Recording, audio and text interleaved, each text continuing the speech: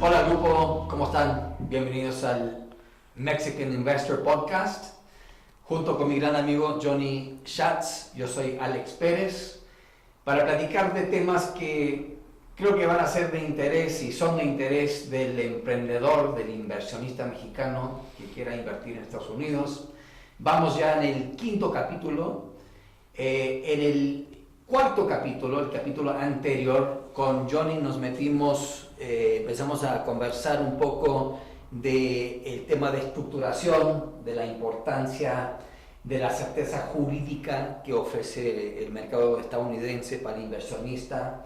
Y comenzamos a conversar de la estructuración de una inversión potencial en los Estados Unidos. Conversamos, por ejemplo, en el hecho de que las sociedades se constituyen son 50 estados en los Estados Unidos, las sociedades se constituyen, uno puede escoger uno de los 50 estados. Delaware es un estado muy buscado por temas de anonimidad y temas fiscales, es muy buscado. Sí. No, y tenía una pregunta, o sea, ¿cuáles dirías para ti serían los 3 mejores estados para sí constituir una sociedad? ¿Y cuáles serían tus 3 estados donde le dirías a alguien, no se te ocurra abrir una sociedad? Creo que es interesante. Buena pregunta. Comienzo con la última pregunta, donde no te debas de meter es el estado de California, igual y el estado de Nueva York también. No. Aunque por temas, mira, si tienes negocios en esos estados, adelante, lo tienes que hacer. Pero esos estados, lo digo por la siguiente razón, esos estados son conocidos por ser fiscalmente honorosos. Tienen ellos su impuesto estatal, California, el estado de Nueva York, estoy hablando de un impuesto estatal, además del impuesto federal que vayas a tener que pagar, el impuesto estatal está brutal en esos estados. Entonces, son 2 estados que yo ni me meto. Pero pregunta, sí. si igual harías hay una buena oportunidad, porque las hay, el mercado de vivienda en renta, por ejemplo, en Nueva York, ahí está pegando máximos históricos, y mañana sale una buena oportunidad en Nueva York. La estrategia sería de igual manera entrar con una corporación o una empresa que hagas en Delaware para hacer este negocio en Nueva York. Sí tendrás que pagar unos impuestos estatales adicionales que si lo hubieras hecho en Florida ese mismo negocio o en Texas, pero igual entrarías con una empresa no del estado de Nueva York, ¿no? Es correcto. La inversión misma debe de tomar en cuenta las diferencias entre los 50 estados en el tema fiscal. Cada estado es como un país, cada estado tiene su congreso, su gobernador y su código fiscal, y uno debe de considerar el costo, el impacto fiscal en cada estado. Obviamente el estado de Nueva York, la ciudad de Nueva York, es el centro del mundo financiero, obviamente un estado importantísimo. El estado de California es, creo que, el 6º o 7º economía más grande del mundo. Entonces, obviamente hay razones por la cual uno quizás quiera invertir en esos estados, pero como abogado yo no recomendaría solamente desde la parte fiscal meterme en esos estados, nada más de ese punto de vista. Ahora, Delaware, de los estados más cotizados, más buscados en cuanto a constitución de sociedades, el estado de Delaware, el estado de Wyoming, el estado de Nevada. ¿Y por qué? Por el tema de anonimato, porque el estado mismo te pide el mínimo de información de los dueños de la sociedad para constituir una sociedad, por temas fiscales, porque el simple hecho de constituir una sociedad en esos estados no te obliga a tributar en esos estados, salvo que estés operando en esos estados. Y tercero, yo diría que la certeza jurídica incluso depende de estado a estado. Delaware es reconocido mundialmente incluso por abogados por su certeza jurídica. Por eso el 80%, ¿sabías tú? El 80% de todas las 500 empresas cotizadas en bolsa más grandes de Estados Unidos tienen su sede en Delaware, se constituyeron en Delaware. ¿Por qué? Por la certeza jurídica, es por eso. Les concluyo con la regla general que les doy a todos mis clientes. Mira, finalmente si vas a operar en California, constituye una sociedad en California. Si vas a operar en Florida, constituye algo en Florida. Si no sabes dónde vas a operar, Delaware es muy buena opción, pero debes de constituir tu sociedad en el estado donde vayas a operar, por lo general. Esa es la regla. Bueno, entonces estamos conversando, Johnny, de la estructuración legal de una inversión en Estados Unidos. En el último capítulo conversamos de una estructura en general de constituir la LLC 1, le vamos a decir, o la LP 1, que es el vehículo donde, por ejemplo, tú, Schatz Capital, como el fondo, se une, hace un joint venture con el partner, el socio local, ¿no? El desarrollador que te va a ayudar a comprar el terreno, financiarlo, construirlo, etc. Operar, etc. Entonces, esa es la LLC 1. La LLC 2 es, a su vez, la LLC que tú constituyes como fondo para atraer capital. Para ese proyecto. En especial. Bueno, así lo hacemos nosotros. Para cada operación se arma, se constituye una LLC por separado, independiente. Esta es la LLC 2 y esa LLC 2 es la que va a captar el dinero del inversionista mexicano, ¿no? Y a su vez la LLC 2 le va a comprar participaciones, va a invertir en la LLC 1.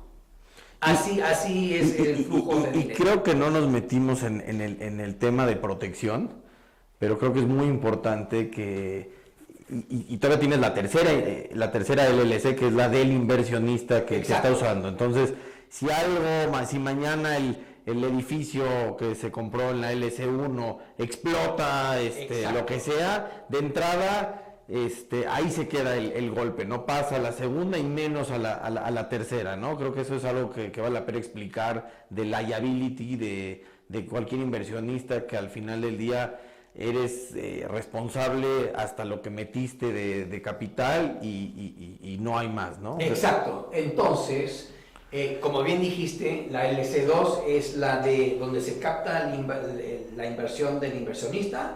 Incluso, y como acabas de decir, Johnny, el inversionista mismo, la familia, debe de tener su propio vehículo, su propia sociedad, LLC o corporation en ese caso. Igual por propósitos fiscales he estado constituyendo corporations para mis inversionistas mexicanos y foráneos fuera de Estados Unidos, por propósitos fiscales. Ese vehículo, esa sociedad, la familia lo puede usar no solamente para invertir en ese proyecto, sino para todos sus proyectos en Estados Unidos. Entonces, más o menos así funciona la inversión. Ahora, ¿cuáles son los propósitos, los objetivos, los beneficios, ¿no?, que hay que considerar de una sociedad? Como bien dijiste, la clave, la prioridad es liability. Responsabilidad legal, que en Estados Unidos, como saben, uno puede litigar y demandar por cualquier cosa. La LLC, la LLP, la corporation son sociedades que son personas morales, ¿no? Personas jurídicas. Distintas a la persona, a los inversionistas. Entonces, la LLC, cada LLC tiene su carácter jurídico. ¿Qué significa eso? Como bien dijiste, que si ni Dios quiera explota el edificio o hay algún accidente, y todas las demandas que vayan a surgir por ese tema, por daños y perjuicios, etcétera, terminan con la sociedad dueña de la propiedad, que es esa que compró, donde nuestros inversionistas entraron, que entró como socia. Entonces ahí ya no llegó el golpe, se quedó en la primera. Exactamente, y solamente esa demanda podría alcanzar los activos de la persona moral de la LLC, que en ese caso fue el dueño, fue la dueña de ese proyecto. Sí, correcto. ¿No? Y no puede alcanzar ni los activos de la LLC2, ni menos de la 3, ni menos del inversionista, ¿no? Entonces, por esa razón, es clave, es importante armar esas estructuras jurídicas. Segunda característica que hay que considerar cuando uno constituye sus sociedades y arma su estructura, por supuesto, es el tema fiscal. Y ahí, Alex, te preguntaría algo que creo que mucha gente te va a preguntar, o seguramente te hacen en la primera llamada que tú tienes con ellos, un inversionista, y te dice, oye, y a esa corporación que me estás planteando hacer en Estados Unidos, ¿entro como persona física? ¿Entro con una empresa mexicana? ¿Quién es la socia de esa empresa? O sea, creo que sería algo valioso que les des tu recomendación de qué hacer en esos casos y el por qué, ¿no? Porque... O sea, te refieres a la LLC 3. A la 3, exacto. La sí. de la familia misma. Exacto, la familia Gómez va a entrar en un proyecto inmobiliario con X o Y persona, no importa, y te dice, Alex, yo quiero entrar a este proyecto en Austin, no tengo ahorita nada en Estados Unidos, quiero empezar, ¿qué hago? ¿Cómo? Bueno, es muy buena pregunta, pero para contestar esa pregunta hay que considerar, ahora sí, empezar a conversar del tema fiscal. En Estados Unidos, por lo general, son dos categorías de impuestos, dos categorías del código fiscal que uno debe de considerar. Primero, es el impuesto sobre la renta, es igual que, o sea, el concepto es igual que en México y en cualquier otro país. Mucho menor. El corporativo es mucho menor. Hoy está 21%. Es el impuesto sobre la renta. Segunda categoría de impuestos es el impuesto sobre herencia. Impuesto sobre herencia y donativos. Es muy importante, es un impuesto del 40% sobre el valor del patrimonio de uno, ¿no? Entonces, bajando el balón para un caso, la familia, el señor Gómez que quiere entrar a esta empresa, dice, yo me pongo como persona física y pongo, y yo y mi hijo, y yo y mi esposa, y entramos directamente a la sociedad, y desafortunadamente mañana el señor Gómez fallece, perdería el 40% de su inversión inmobiliaria o de su inversión por el hecho de que no es americano. Es un punto muy importante. Porque si fuera un americano no tendría problema, porque tiene creo que un límite, un tope de 11 millones de dólares, cosas así, donde no le cuesta, ¿no? El impuesto sobre herencia. Bueno, a ver, ahora sí nos estamos metiendo en bastante detalle. Pero siendo mexicano no lo tiene y le cuesta un dineral de impuestos, ¿no? Por eso... Mira,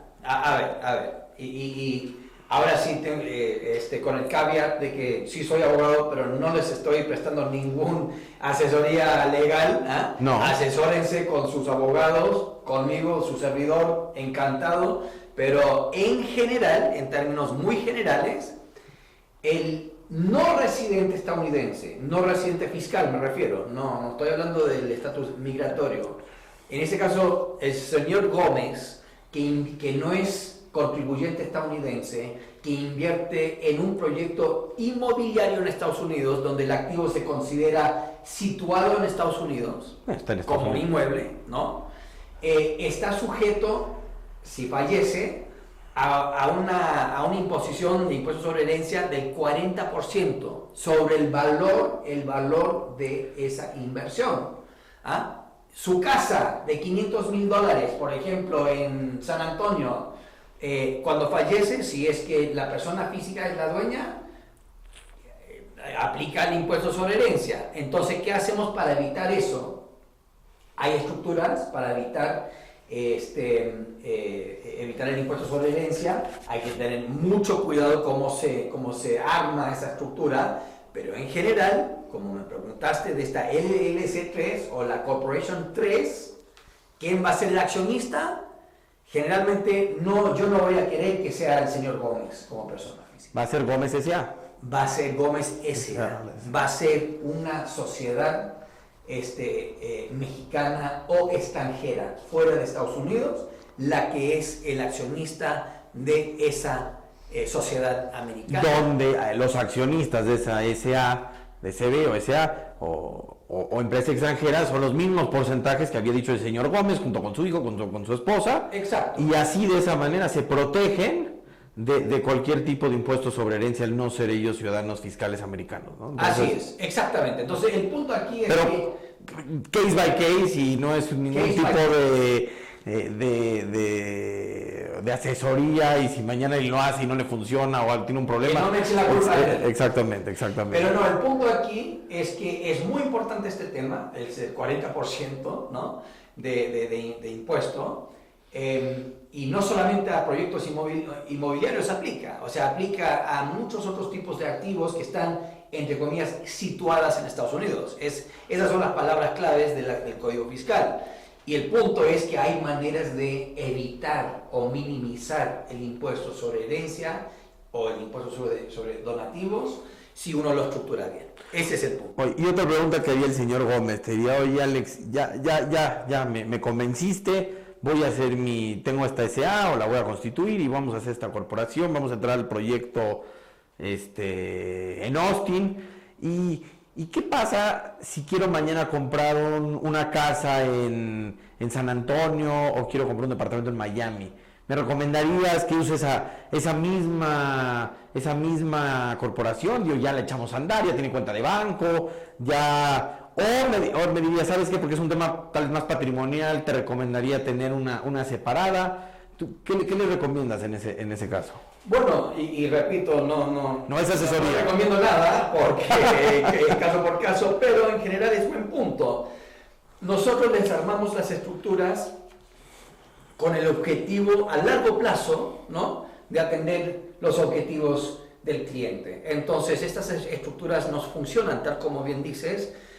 Si el señor Gómez quiere armar su estructura bien protegida del impuesto sobre herencia, de impuestos sobre donativos, constituye su corporation, por ejemplo, que a su vez es el inversionista en el proyecto de Schatz Capital y como muchos de tus proyectos es muy exitoso y genera utilidades.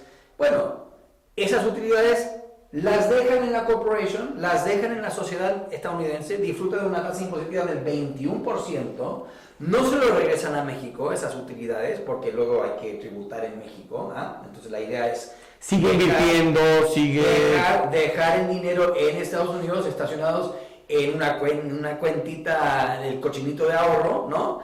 Y ese dinero, esas utilidades en esa corporation se pueden usar para otras inversiones, para comprar casas. Hay estructuras donde se le puede pagar salarios o nóminas al inversionista, ¿no? O si va a ver mañana una de las propiedades, podría ser un viaje deducible, ¿no? Porque está yendo a revisar sus... Puede ser. O sea, el punto es que hay estrategias para minimizar Correcto. los impuestos, ¿no?, de la sociedad estadounidense. Entonces, es muy interesante el punto fiscal, pero terminemos ahora concluyamos con el tema corporativo. Okay. Porque sí es importante saber que en cada una de esas sociedades, especialmente la sociedad con el desarrollador, el JV, el Joint Venture, la LLC1 en este ejemplo, hay que cuidar mucho ese acuerdo, los estatutos, ¿no? Los derechos de cada uno. ¿Ah? Tú hiciste referencia a los major decisions, las decisiones importantes, y es un tema de negociación con el desarrollador.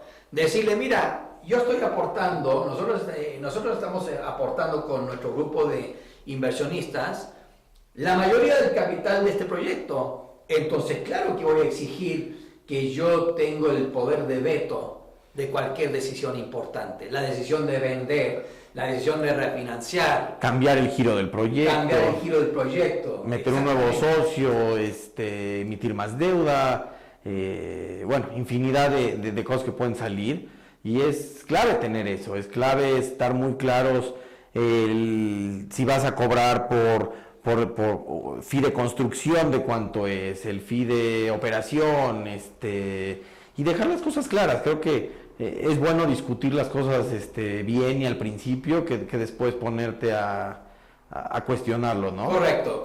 Y ahí el tema en los estatutos, para la LLC, se llama The Operating Agreement, ¿no? para la LLP es el Limited Partnership Agreement, pero en sustancia es muy similar el documento.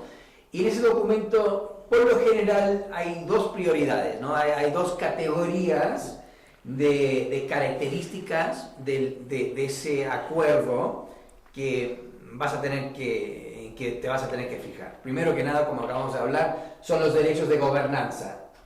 Tu derecho de votar o vetar la decisión de comprar, vender, lo que sea. Segundo, son los derechos económicos, ¿no? Los derechos económicos. ¿Cómo operan los premios? ¿Cómo se dividen los premios?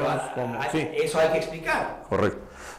Por ejemplo, el hecho de que el joint venture genere $100 de utilidad no significa que los $100 se vayan a distribuir, ¿no? Primero que nada, los estatutos dicen el manager, ¿no? El que dirige esa LLC decide cuánto de esos $100 de flujo o de utilidad se vayan a distribuir, ¿ok? Ahora, de esos $100 quizás se distribuyen 70. ¿Qué le toca al inversionista de esos 70? Bueno, hay que ver los derechos económicos de cada inversionista y por lo general existe el concepto de la cascada, ¿no? Donde como parte de los derechos económicos de estos proyectos, el desarrollador le dice al inversionista, mira, tú invierte el 70% del capital que necesito, el 80 o el 90, lo que sea, en este proyecto, y cuando hay utilidades para distribuir, los primeros dólares se van a ir a reembolsar tu capital.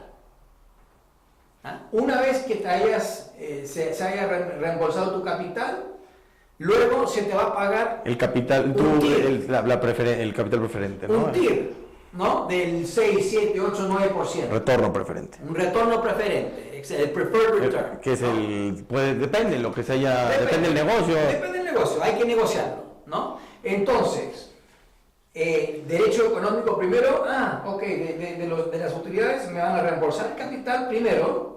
Segundo, tu capital preferente. Mi capital preferente, que significa voy a ganar un TIR del pero para tal vez explicar un TIR más preferente significa que es libre, o sea, no hay ahí un fin metido en ese capital preferente. Te lo están dando, y se lo damos al inversionista pues por confiar en el proyecto, por confiar en el grupo, y es el premio. El primer premio es tu capital más ese capital preferente, y de ahí lo que venga después, esa es la parte que se divide distinto, depende de la negociación que se tiene. Correcto. Bueno, hay que aclarar, porque el preferred return, el TIR que yo estoy exigiendo, él me lo va a dar no porque soy buena gente y somos amigos, me lo va a dar porque yo igual puedo decidir invertir ese dinero en mil otras cosas, en bonos, aunque ahorita están pagando el 4 o 5%, libre de riesgo. Correcto. ¿No? Entonces él me va a tener obligadamente que pagar un retorno, un TIR.